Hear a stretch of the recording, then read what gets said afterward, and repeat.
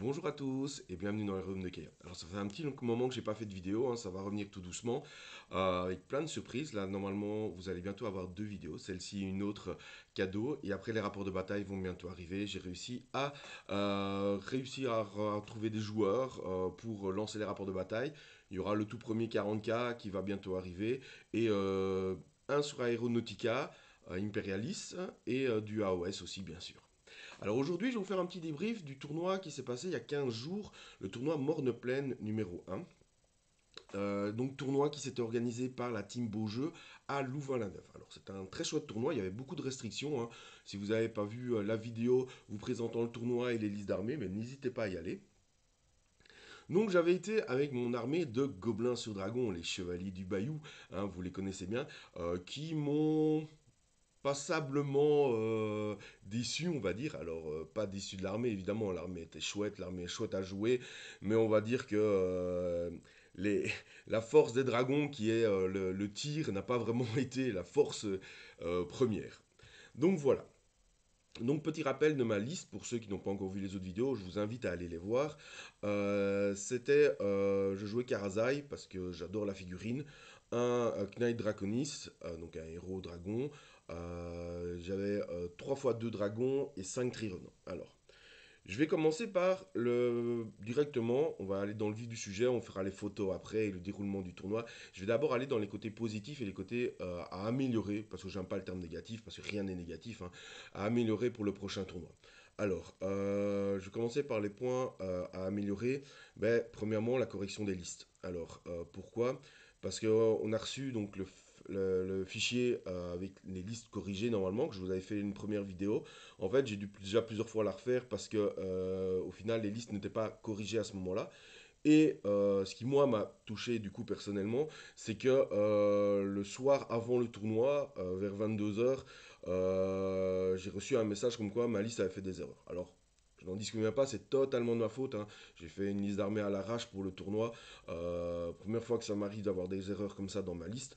Mais voilà, donc 22 h le jour avant, j'ai pas pu changer ma liste, donc j'ai joué avec des trucs en moins.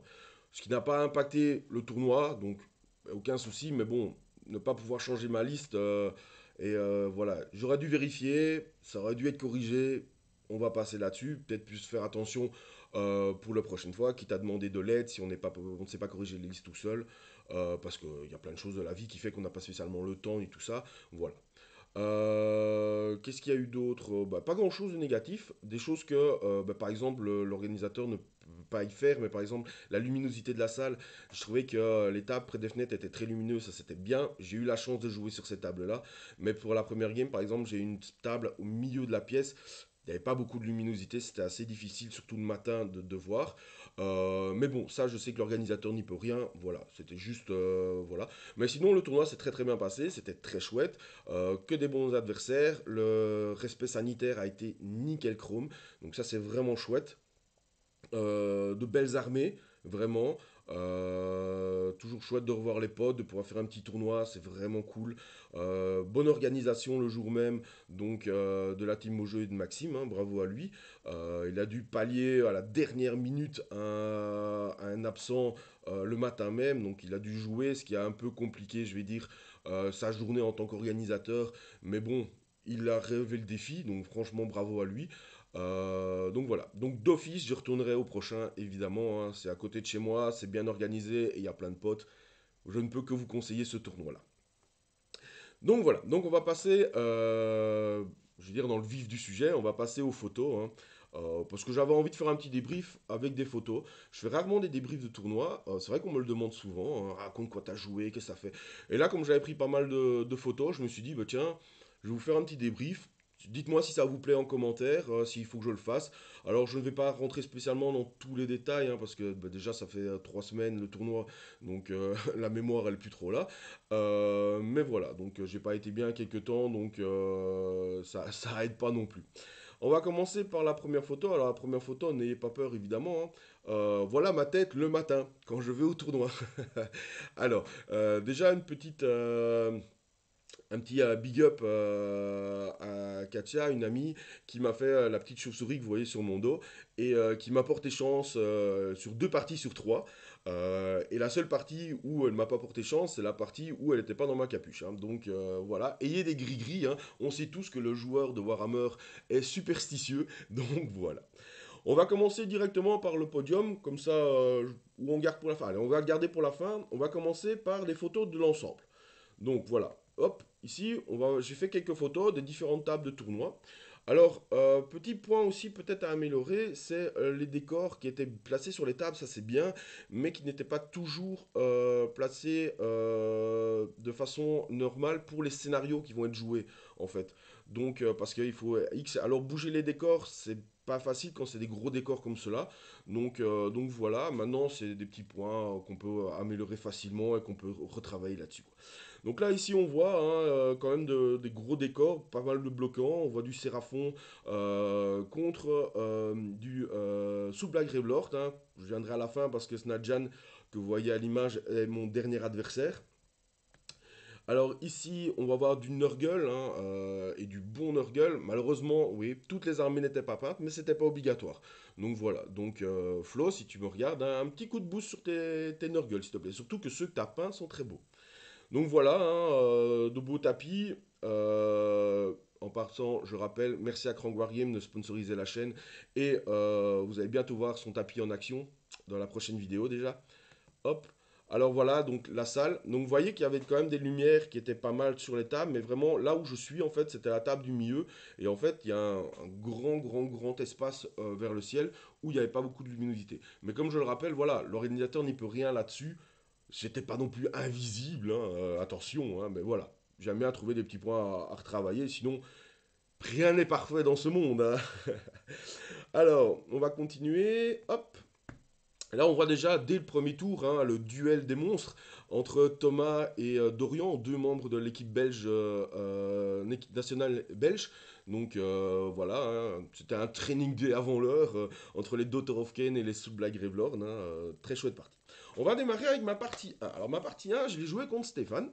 Alors très gentil garçon, hein, super sympa et tout. C'était son tout premier tournoi.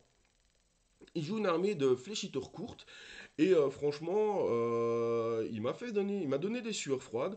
Je m'en suis sorti, mais il m'a donné des sueurs froides. Hop, le voilà. Donc très chouette armée, très jolie d'ailleurs. C'est quelqu'un qui peint très bien, très gentil, très sympa. Donc je l'ai invité sur la chaîne à faire des vidéos. Donc dès qu'il aura son armée totalement peinte, il viendra faire des vidéos sur la chaîne et vous pourrez le voir en action. Donc c'est bien qu'on ait des gens débutants en fait qui n'hésitent pas à se lancer dans les tournois, qui s'amusent parce qu'on a parti une partie géniale, on a bien rigolé. Donc voilà, c'était vraiment cool. On peut voir ici, bon ça c'est une photo de la fin, est-ce que j'ai une photo du début? Voilà, ça c'est une début de son déploiement.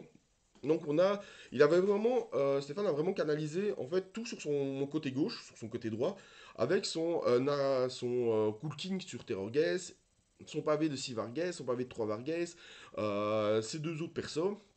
Et de l'autre, il a vraiment envoyé son méga gargant et trois autres Vargas. Alors je pense que c'était une petite erreur parce que ça m'a, en fait, en tout cas contre mon armée, parce que ça a permis en fait d'envoyer, vous voyez, je déployais et j'ai tout envoyé en fait du côté où il y avait juste le méga gargant et les trois Vargas tout seul. Ce qui m'a permis de nettoyer ça et de revenir petit à petit sur le reste de son armée.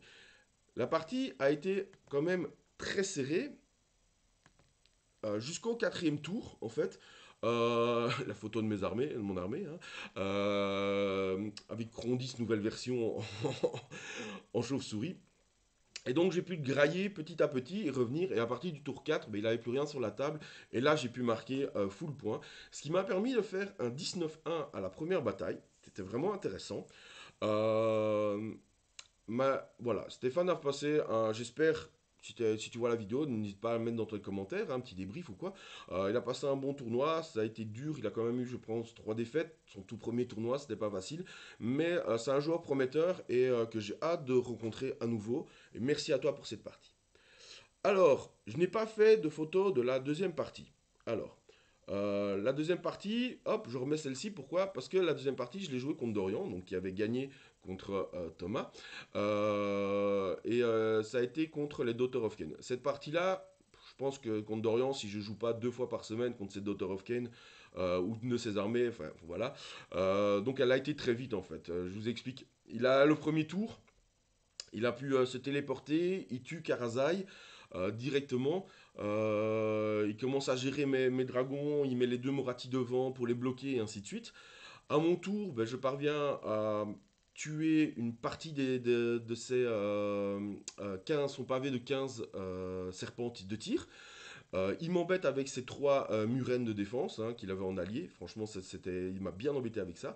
J'ai le double tour, je me dis, cool. Donc là, voilà. Je reprends l'avantage. Je tue son pavé de 15. En fait, non, je le tue pas, il en reste 2, je pense. Je tue ses murènes et tout ça. Et en fait, à son tour, il téléporte son unité où il restait 2 ou 3 serpents de tir. Il parvient à en remonter, il a le double tour, et petit à petit, en fait, il me graille. Et au final, Moratti fait le café, elle charge mes dragons, elle les tue, elle les one-shot. Voilà, j'ai rien su faire, en fait. Techniquement, j'ai rien su faire. C'était une chouette partie, ça a pas mal appris. Mais voilà. Donc, ce qui fait que en finale, Dorian se retrouve contre Maxime, qui a aussi une armée de Daughter of Cain, hein, duel de Moratti. Et moi, je me retrouve contre Snadjan qu'on avait vu avec son armée de Subla Gravelord. Son armée de Subla Gravelord qui se compose de Neferata, de Arcane, oula, de Nagash, de 2 x 5 Blood Knight, des zombies, non des zombies, des loups, excusez-moi, et des chauves-souris. Alors, on voit qu'il a mis dans les tombes l'unité de 10 loups, l'unité de 5 Blood Knight.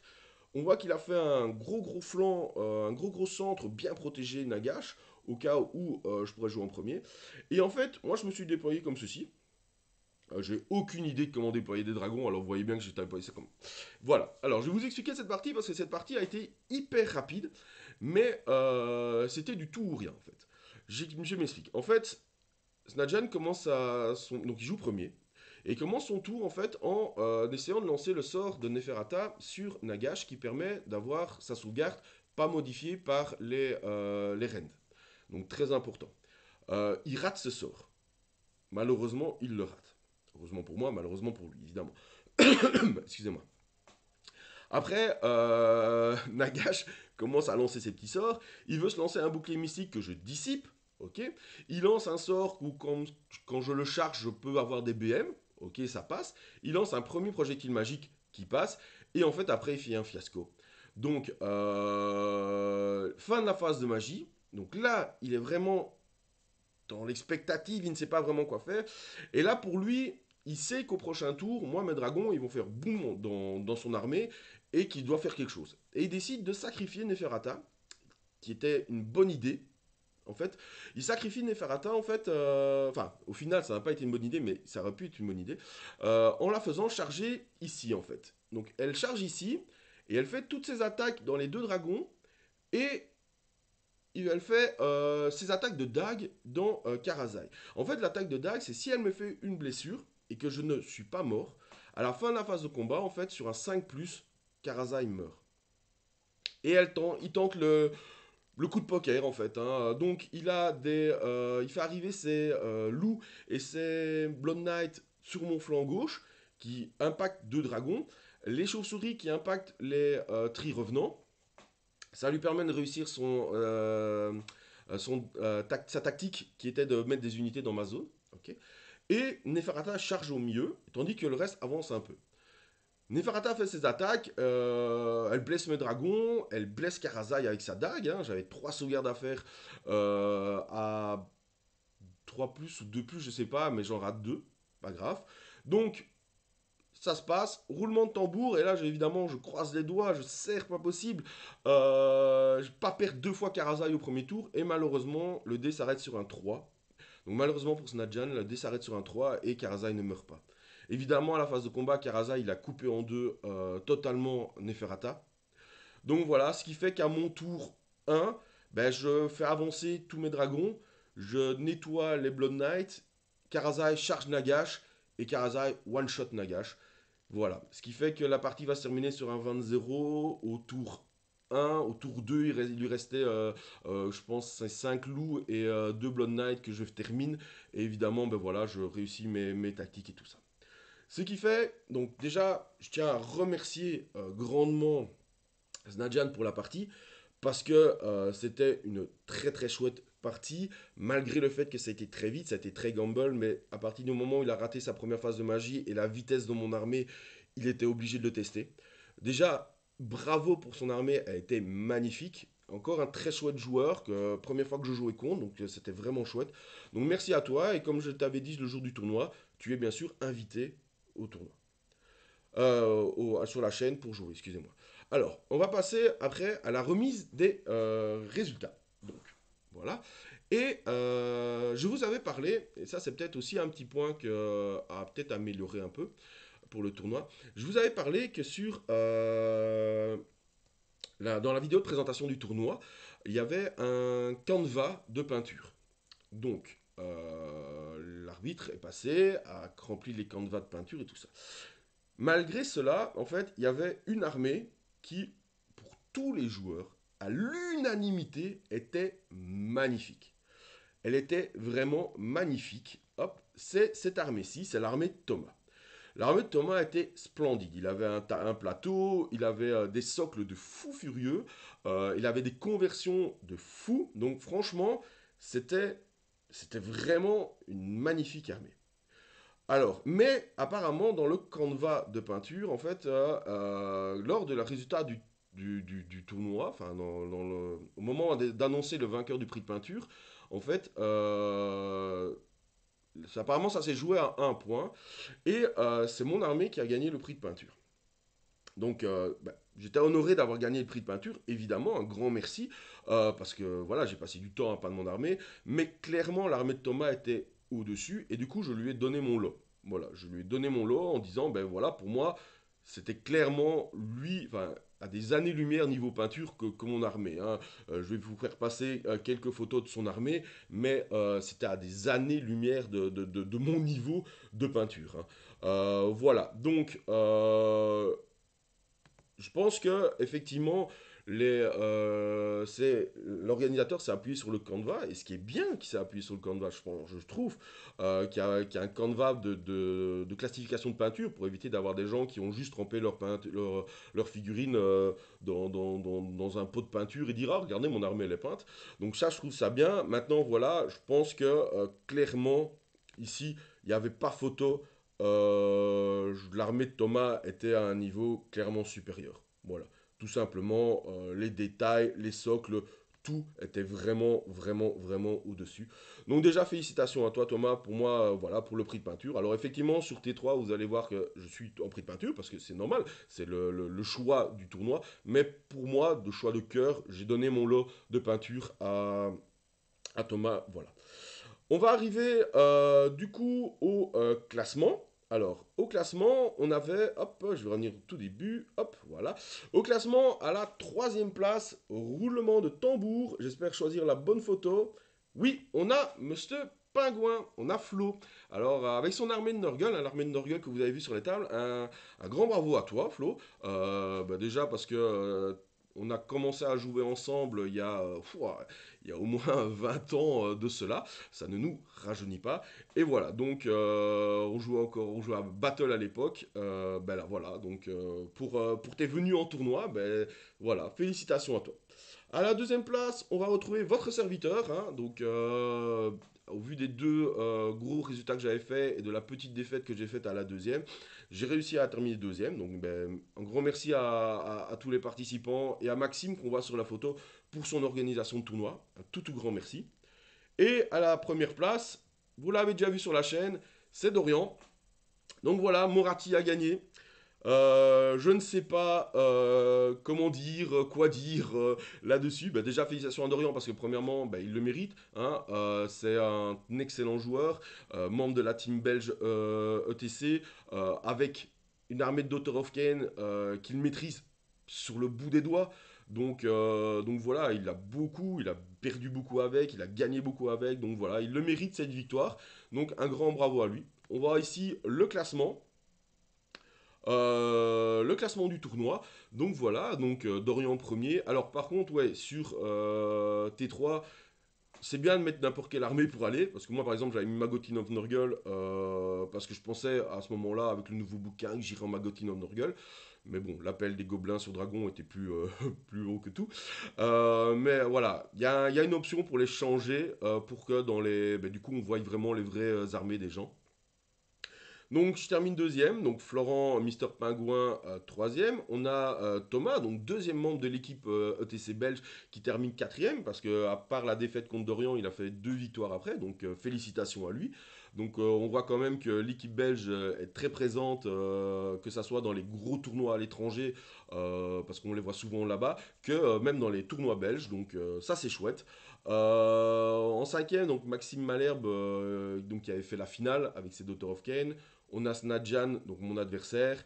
Et voilà. Et on a malheureusement Stéphane qui termine dernier, mais je suis sûr que lors des prochains tournois, il fera de mieux en mieux. Voilà, donc cette vidéo, en plus d'être un petit débrief, c'est aussi une vidéo qui a pour but en fait de vous conseiller d'aller en tournoi. Voilà, n'hésitez pas, allez en tournoi. Les tournois, c'est pas des gros bourrins qui vont vous raser et qui vont vous dire voilà les gars, à plus, ciao. Non, c'est pas ça. Un tournoi, c'est des rencontres de joueurs. Alors oui, il y en a qui viennent pour gagner, il y en a qui viennent avec des grosses armées, des armées dures, on va dire. Il y en a qui viennent avec des armées un peu plus normes, un peu plus fun. Il y en a qui viennent avec des listes avec des côtés fun, des côtés durs. Mais surtout, c'est un endroit où vous allez apprendre à jouer, apprendre à connaître les gens, apprendre à connaître la communauté, et ça c'est vraiment chouette. Voilà, moi j'ai rencontré sur les 3 joueurs, j'ai rencontré 2 nouveaux joueurs que j'avais jamais joué contre eux, j'avais même jamais discuté avec eux. Et ben ça a été vraiment génial. Stéphane, après on a bien discuté, je lui ai donné quelques petits conseils. Benjamin, j'allais dire Snadjan, mais Benjamin aussi, hein, très chouette partie, très chouette discussion qu'on a eu après et tout. J'ai rencontré aussi Maxime Malherbe, que j'avais déjà vu croiser en tournoi, mais là on a pu discuter ensemble. Donc voilà, donc n'hésitez vraiment pas. Participer à des tournois, aller dans des clubs. On peut de nouveau maintenant recommencer à faire ça vu que le Covid diminue. Donc voilà, profitez-en. Warhammer est un jeu social, un jeu où il faut jouer à plusieurs. Donc voilà, n'hésitez pas. Je vous dis un grand merci de m'avoir suivi. N'hésitez pas à partager la vidéo, à vous abonner. Je ne le dis pas souvent parce que voilà, mais ça va aider la chaîne vraiment, hein. J'aimerais encore passer un step up encore un peu plus haut. Je vais pour cela faire de plus en plus de vidéos, recommencer tout ça. Mais voilà, j'aimerais vraiment euh, qu'on se lance bien là-dedans. Et voilà, je sais que vous êtes quand même pas mal encore à regarder mes vidéos sans vous abonner. Mais si vous aimez ça, si vous n'aimez pas, il n'y a pas de souci. Mais si vous aimez ça, n'hésitez pas. Le petit pouce bleu, l'abonnement, ça fait toujours plaisir. Voilà, je vous dis du coup à bientôt. Et surtout, ben, amusez-vous et jouez bien dans les royaumes. Au revoir.